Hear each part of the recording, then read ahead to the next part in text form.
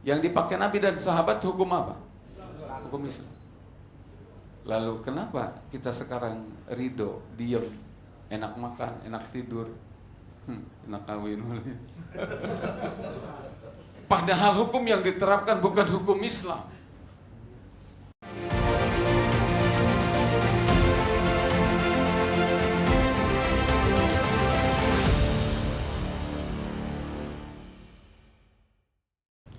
Ya, bismillahirrahmanirrahim. Assalamualaikum warahmatullahi wabarakatuh. Langsung aja ya. Jadi sebagai orang pesantren, saya merasakan betul memang kelemahan para ulama umumnya ya, tidak semua.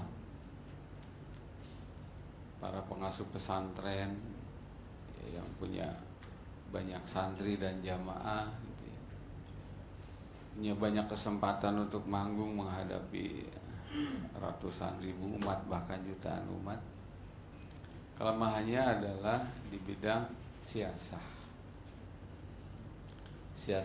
Islam yang dalam arti riayah syu'unil ummah dakhilian wa kharijian bil ahkami syariah. Jadi memahami bahwa politik itu sesungguhnya adalah aktivitas mengurus umat di dalam negeri maupun di luar negeri bil ahkami syariah, dengan hukum syariat Islam.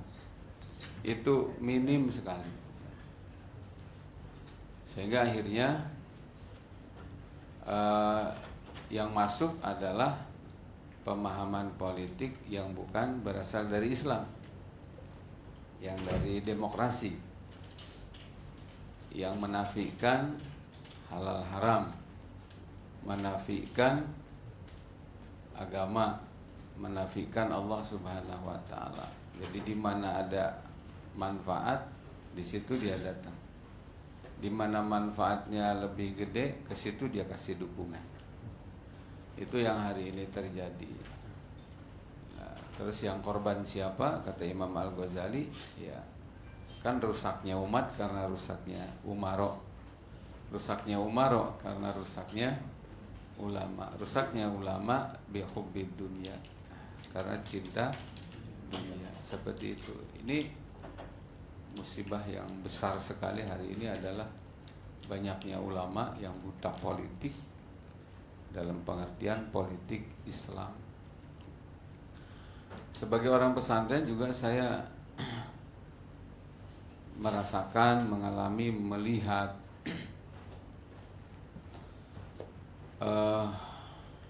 tentang ini. Ulama-ulama kita itu terlalu banyak fokusnya ke bidang ilmu alat, ya. Terus juga ke bidang fikihnya pun kebanyakan tidak sampai ke fikih siasah, hudud, jinayah, daulah, tidak. Tapi dari bab toharoh sampai ke bab mentok-mentoknya itu ya munakahat, bab pernikahan, sampai ke bab yang lain itu tidak begitu mendalam. Makanya tadi saya sempat ngobrol sama Ustaz Agung di satu pesantren besar di Jawa Timur. Belum lama ini diselenggarakan Bahsul Masail.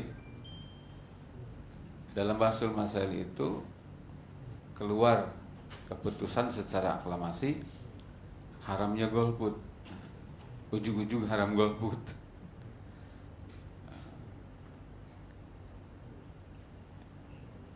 Tanpa melihat bahwa di dalam Islam itu namanya pengangkatan pemimpin ataupun juga pembentukan pemerintahan itu ada namanya maqasidul hukmi wal imamah. Jadi ngangkat pemimpin, membentuk pemerintahan, membentuk negara itu punya al-maqasid al-muayyanah.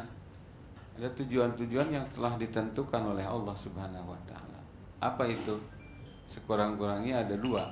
Nanti dari masing-masing satu ini ada anak, ada akar pembahasannya. Satu adalah iqamatuddin. Jadi mengangkat pemimpin itu selevel kepala negara ataupun juga pemerintahan di bawahnya itu pastikan dalam rangka iqamatuddin, menegakkan Islam. Karena hanya dengan Islam manusia ini bisa diurus.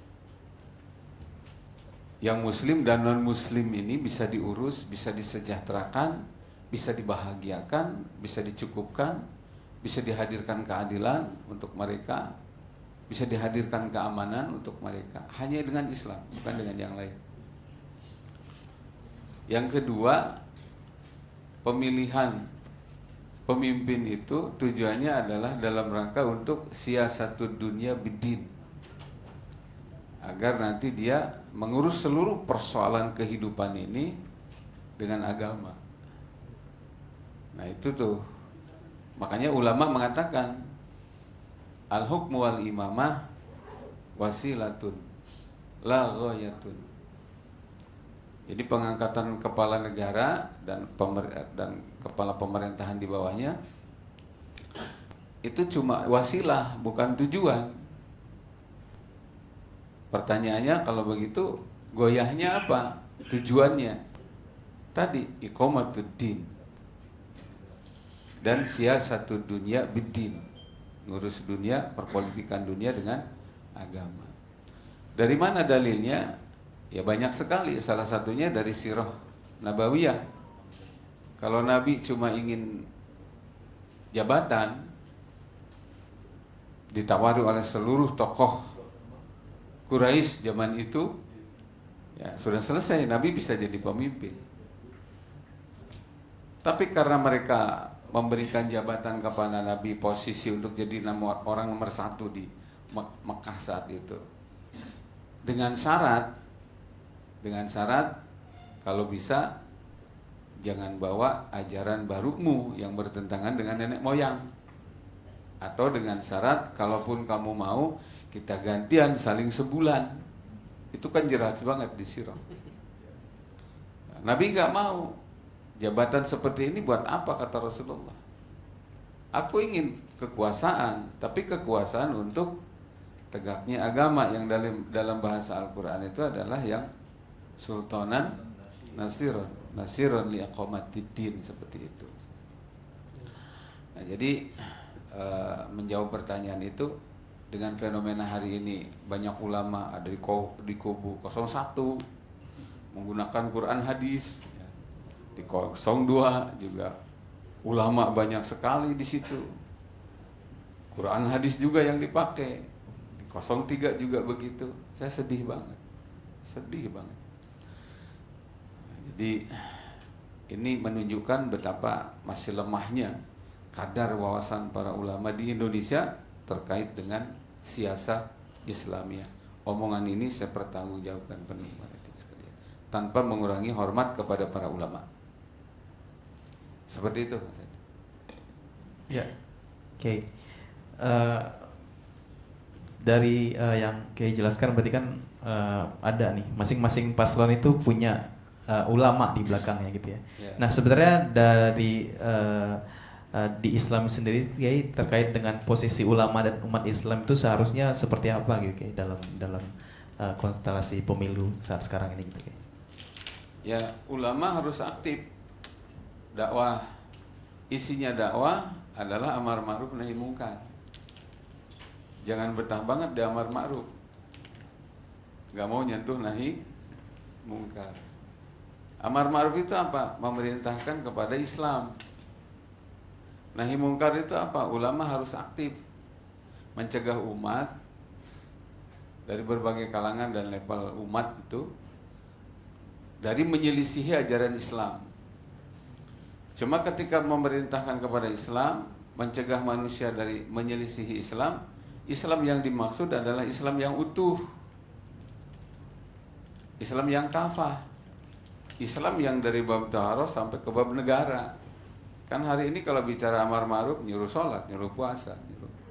Kalau bicara tentang nahi mungkar, para ulama di mana-mana pasti yang dia larang jangan judi, jangan jidat, jangan bang emok kalau di kampung-kampung gitu. Nggak ada mencegah, jangan ikut demokrasi. Kenapa? Karena demokrasi itu adalah sejatinya nidom kufur. Lihat dari sejarahnya, dia lahir di Eropa, sebagai jalan tengah yang memisahkan perselisihan di orang Kristen saat itu, di mana para pendeta dikendalikan oleh para kaisar dan raja untuk memeras uang para jamaah dengan mengatasnamakan agama. Jadi ingin tebus dosa, dosanya jenis apa? Ini uangnya segini. Ingin masuk surga, kapling berapa? Harganya segini. Ada pelanggaran apa supaya suci begini, selalu diuangkan. Akhirnya orang Kristen tuh marah dia. Apa ini agama kok begini? Sehingga kelompok di antara mereka, kelompok yang menyuarakan hapus saja agama dengan total gitu. Ini ceritanya di Nasrani ini. Lalu kemudian ada kelompok yang kedua mengatakan agama jangan dihapus total, biarkan tetap ada. Cuma untuk menghindari celah di mana para pendeta dimanfaatkan oleh para raja untuk memeras umat, sebaiknya agama dibatasi saja ruangnya. Cakupan pembahasannya apa? Khusus urusan gereja, khusus urusan hubungan dengan Tuhan. Di luar gereja jangan bawa agama. Dalam urusan kehidupan jangan bawa agama. Maka kemudian ini yang disepakati. Agama ada, tapi jangan ikut ngurusin urusan kehidupan.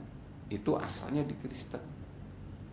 Nah, terkait dengan asal-usul lahirnya demokrasi demikian, maka di dalam satu kitab tauhid yang sangat dalam itu dikatakan demokrasi itu tidak ada hubungan sama sekali dengan kitab suci manapun yang diturunkan Allah, khususnya dengan Al-Quran. Kan hari ini banyak ulama yang oknum ya, oknum ulama, tapi banyak oknumnya yang mengatakan bahwa demokrasi itu berasal dari Islam dengan menggunakan ayat Syuro. Jadi Islam itu adalah agama yang demokratis, demokrasi itu adalah Islami segala macam. Itu nggak benar. Nah, asalnya di Eropa, di Barat, asalnya dari kaum Nasrani, karena memang demokrasi ini dipasarkan dengan telaten oleh orang-orang kafir, akhirnya diterima juga oleh orang Islam. Dan hari ini ada kemiripan banget. Umat Islam kalau bicara Islam ya di masjid. Kalau mau bicara tentang hukum Islam ya wudu, ya sholat, ya puasa. Di luar itu jangan bawa Islam. Itu namanya sekuler. Sekuler yang sedang tuh begitu. Kalau sekarang ini sekulernya sudah sekuler radikal. Di masjid pun nggak boleh ngomong Islam. Tadi saya ketemu dengan salah satu ikhwan saya ya, di salah satu BUMN. Kan saya dulunya khutbah di situ. Saya nanya, siapa aja ikhwan kita yang masih khutbah di situ? Maksud saya tuh sebenarnya mau nanya, kenapa saya nggak khutbah lagi di situ, dicoret ya gitu. Tapi kan bahasanya harus halus. Ternyata memang ada yang keberatan. Gara-gara apa? Saya kalau khutbah itu selalu bicara ini problem umat, ini akar masalah, ini solusi. Solusinya apa? Syariat Islam yang kafah, yang itu hanya bisa wujud dengan khilafah. Demi Allah, yang lain itu bukan solusi, itu jebakan Batman semua. Kalau bicara solusi itu ya kembalikan ke Islam. Tapi Islamnya harus Islam yang kafah. Dan Islam yang kafah mustahil tegak dalam demokrasi. Gara-gara saya ngomong khilafah, dicoret Pak. Padahal khilafah itu adalah min a'dhami wajibatid din. Imam Ibnu Hajar mengatakan min a'dhami wajibatid din. Imam Ibnu Taimiyah mengatakan min a'dhami wajibatid din. Artinya apa? Sekarang ini bukan sekuler biasa ini.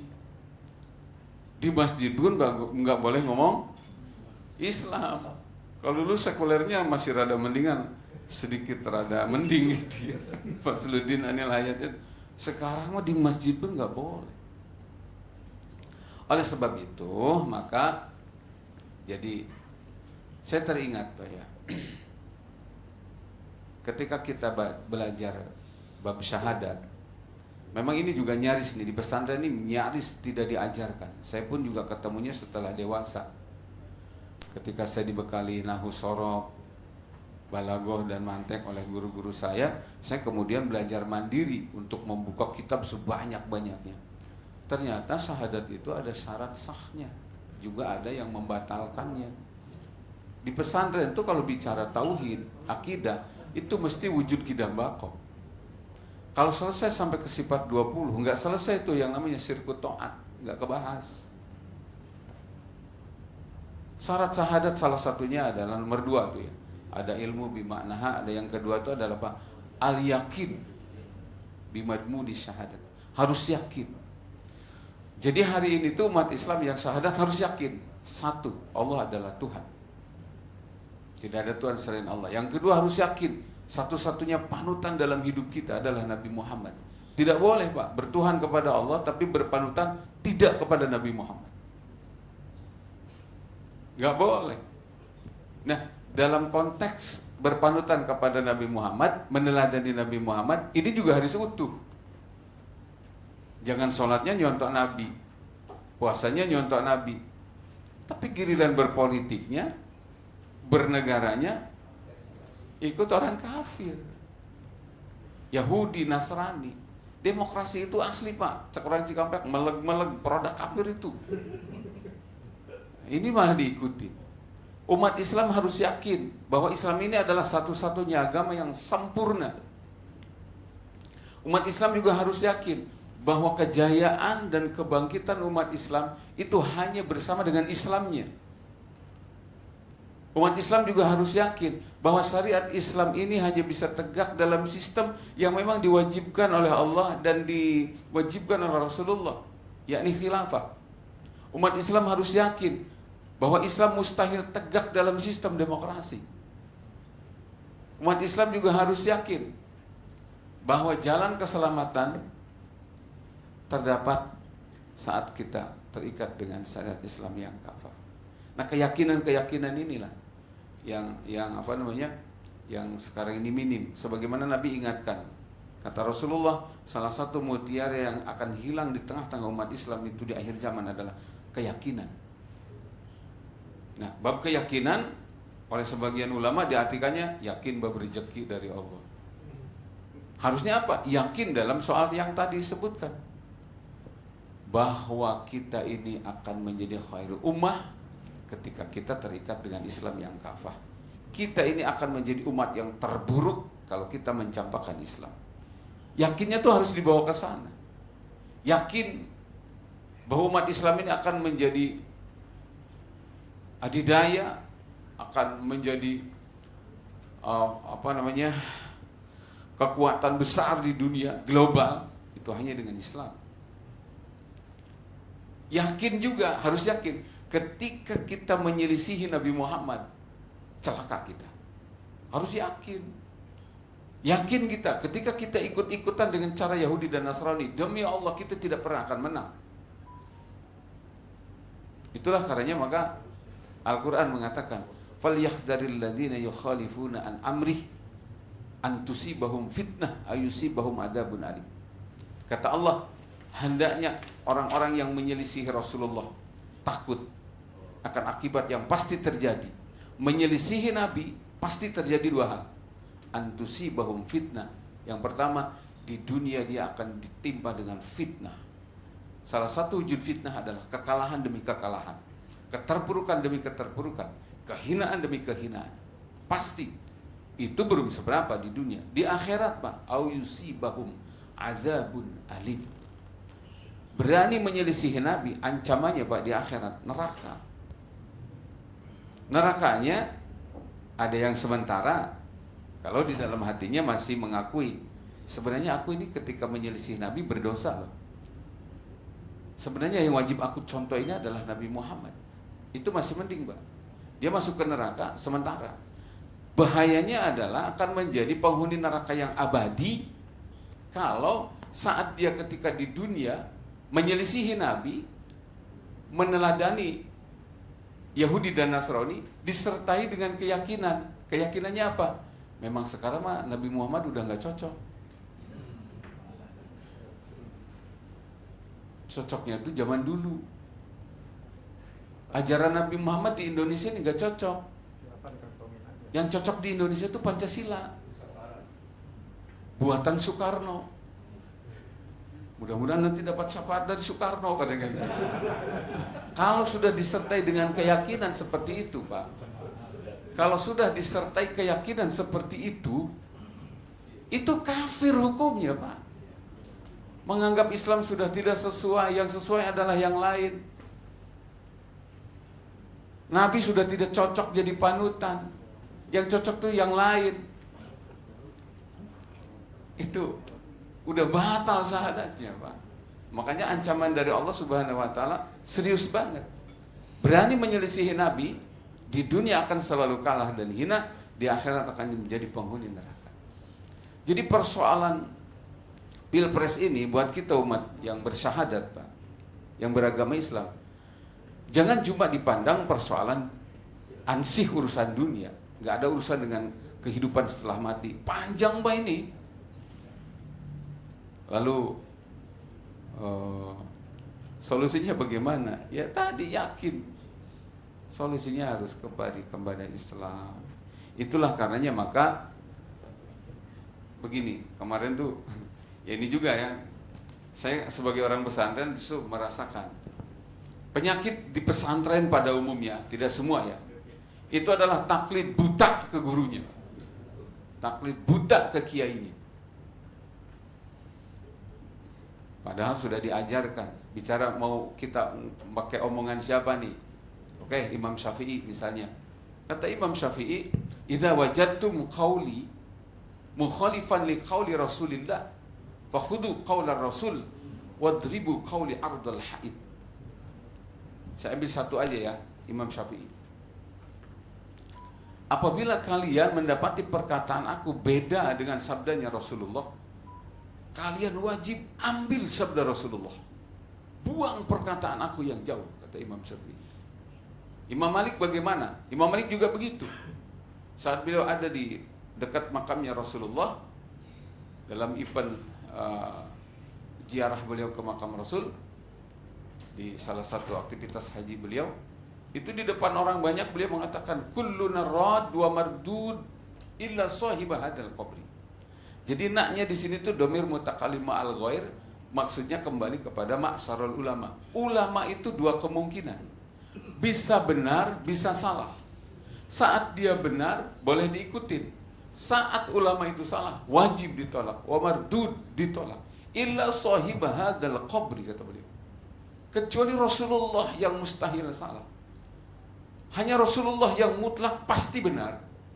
Maka mengikuti Rasulullah mutlak tanpa syarat, mengikuti ulama bersyarat. Kapan? Ketika ulama itu cocok dengan Allah dan Rasul. Nah, hal ini di pesantren itu garing, Pak, kering, sehingga menurut Kak Kiai mual barokah ilmunya, mual manfaat ilmunya. Makanya kemarin saya pas lagi ngaji di Kerawang, ada yang nanya, "Pak Ustadz, kenapa Pak Ustadz dalam pengajiannya cenderung mengarahkan ke golput? Padahal saya nggak ngomong golput loh. Saya hanya mengatakan jangan pilih orang yang nyapres tapi tidak pernah terdengar ada kampanye ingin menegakkan syariat Islam." Saya ngomong gitu. Kenapa? Karena tujuan dari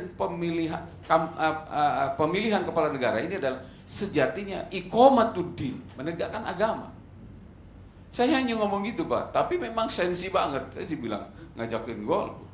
Saya ngomong gini, jangan pilih calon yang tidak pernah terdengar saat dia terpilih jadi presiden akan menegakkan syariat Islam.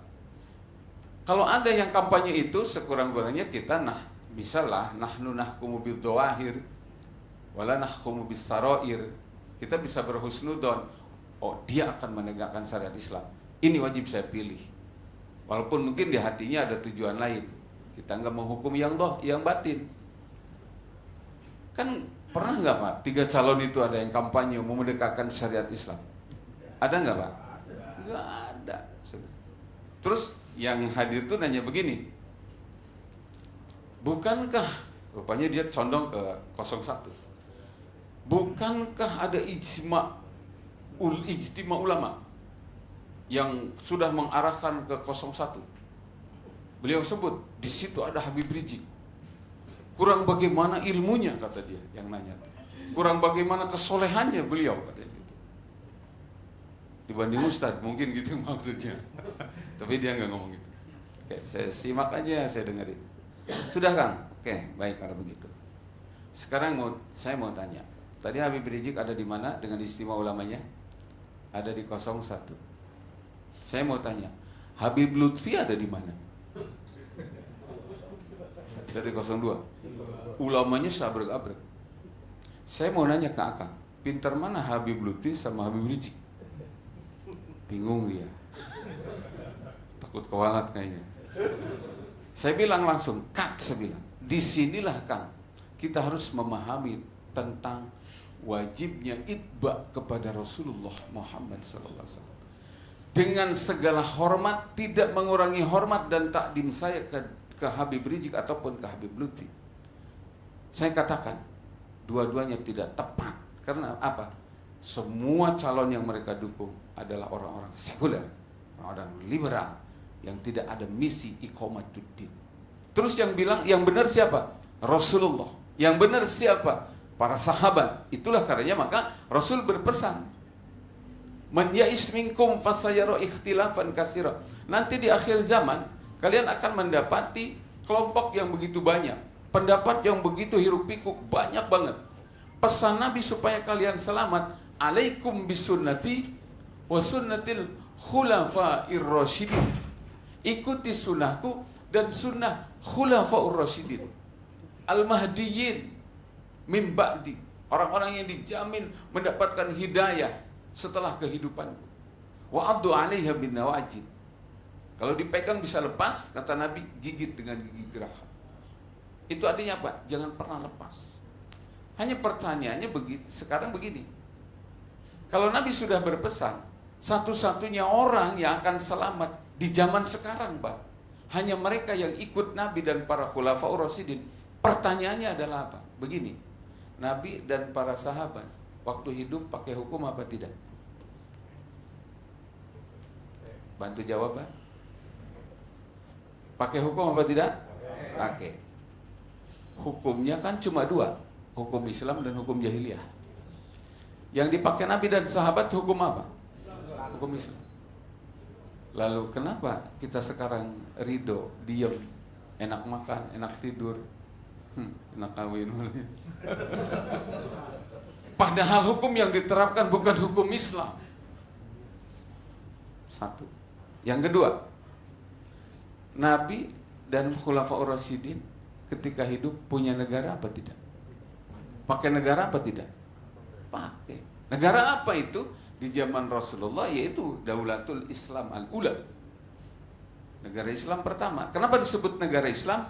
Karena begini, negaranya menerapkan hukum Islam, Rasul sebagai kepala negaranya, meskipun rakyatnya tidak semua beragama Islam. Ada non-Muslim, Yahudi, Nasrani, mereka dijaga nyawanya, dijaga hartanya, dijaga kehormatannya, dijaga keturunannya, disejahterakan oleh Nabi dengan syariat Islam. Begitu Nabi wafat, lalu kemudian para sahabat punya negara apa tidak? Punya. Negaranya apa? Sama, negara Islam, cuma masyhurnya adalah dengan negara khilafah. Itu karenanya Imam An-Nawawi mengatakan yajuju tasmiyatul imami khalifatan wa amiral mu'minin. Jadi jangan heran, boleh Pak menyebut negara Islam itu dengan 3 istilah setelah Nabi wafat. Satu, apa? Khilafah. Khilafah itu negaranya. Kepala negaranya adalah Khalifah Abu Bakar Siddiq. Boleh juga imarah. Itu imarah itu negaranya. Kepala negaranya adalah Amirul Mukminin. Dan ini disematkan kepada siapa? Umar. Itu tuh lebih akrab mendengar Amirul Mukminin Umar daripada Khalifah Umar, ya kan? Terus yang ketiga imamah. Imamah itu nama negaranya. Kepala negaranya adalah Imam A'dham. Itu ada di kitab Asnal Matalib karangan Imam Zakaria Al-Ansari. Nah, kita mengkampanyekannya istilah khilafah. Kenapa? Berkenaan dengan hadis Nabi yang mengatakan takunu fikumun nubuwah, summa takunu khilafah ala minhajin nubuwah, summa takunu mulkan adhan, summa takunu mulkan jabriyah. Kita ini sekarang ada di mulkan jabriyah. Satu negara yang para pemimpinnya bengis dan jahat, tidak takut kepada Allah, tidak sayang kepada rakyat, plus hukum yang diterapkan bukan hukum Islam. Kita sekarang ada di sini. Terus kata Nabi, summa takunu khilafatan ala minhajin nubuwah, kita akan kembali kepada fase kekhilafahan ala minhajin nubuwah sebagaimana di era khulafaur rasyidin. Takbir. Ini Nabi yang bilang. Jadi dakwahkan tentang itu.